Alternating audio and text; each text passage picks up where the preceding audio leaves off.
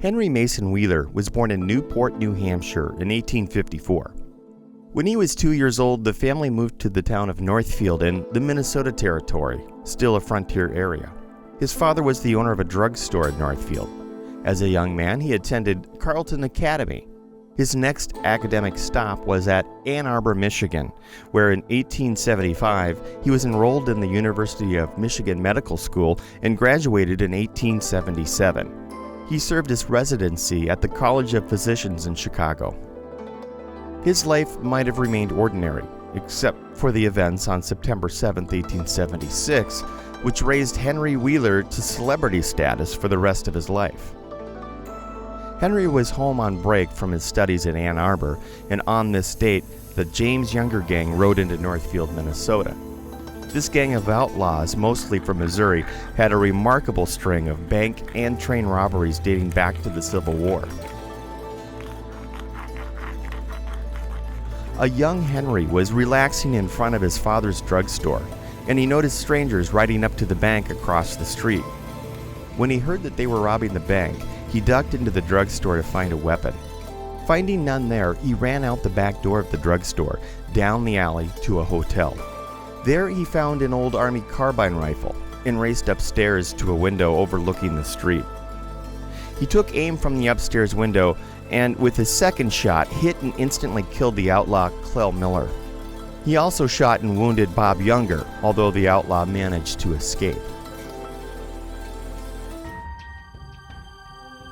When Henry Wheeler died at age 54, he was the last surviving member of those in Northfield who played a major role in defending the bank that day. During Wheeler's residency in Chicago, he married Adeline Murray of Northfield.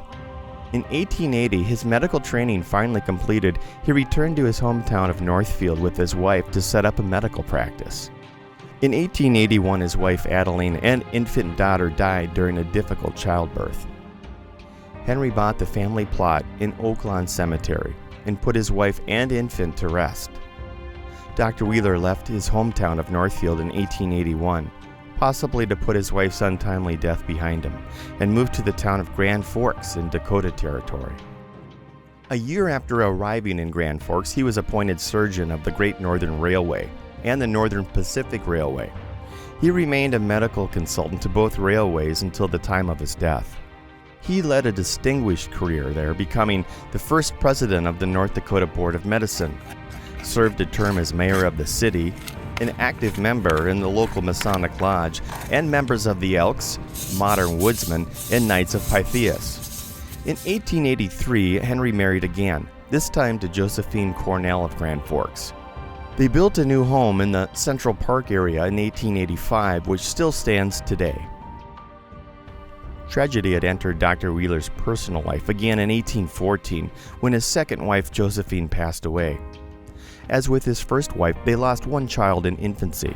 So, at the age of 60, Henry Wheeler had lost two wives and had no surviving children. Wheeler married a third time in 1922 to May McCulloch of Grand Forks. At about the same time, he retired from active medical practice.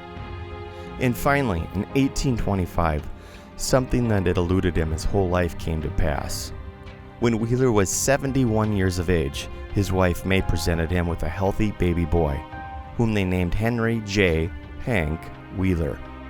Hank passed away in 2001, and he actually visited Northfield in 1996 and played the part of his father in the annual reenactment of the raid using the same rifle his father used in the actual raid.